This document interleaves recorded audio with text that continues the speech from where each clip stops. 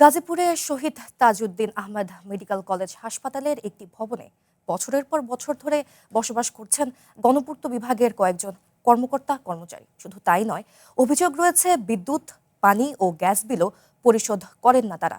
বিল যাচ্ছে হাসপাতালের ঘাড়ে।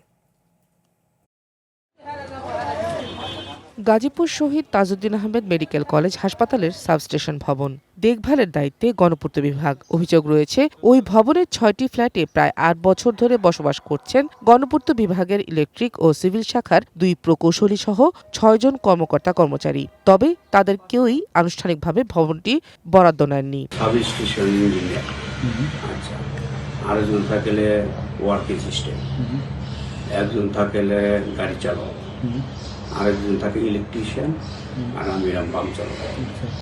বিদ্যুৎ বিল, কারেন্ট বিল সব সরকার দেয়। ওই যে আমার মনে করেন আমি ডিউটি করতাম 8 ঘন্টা, না করি আমার 16 ঘন্টা 18 ঘন্টা করাইয়া একজন লোক লইলেও তো 30,000 দেওয়া লাগে। কারেন্ট বিল তো স্যার যে ইএমএর এসডি স্যার জন ছিল একবার বলছিল স্যার যে মিটার লাগাই দিন স্যার আর কি। কি কারণে স্যার মিটার লাগাই না বলতে না স্যার। বরাদ্দ ছাড়া বসবাসকারীরা বিদ্যুৎ বিল পরিশোধ না করলেও এসি ব্যবহার করছেন। বছরের পর বছর ধরে তারা সেখানে থাকলেও হাসপাতালের হিসাবেই যোগ হচ্ছে তাদের বিদ্যুৎ, পানি ও গ্যাস বিল। গণপূর্ত বিভাগের নির্বাহী প্রকৌশলী বলছেন তিনি 1 বছর আগে দায়িত্ব নিয়েছেন এবং বিষয়টি তার জানা ছিল না।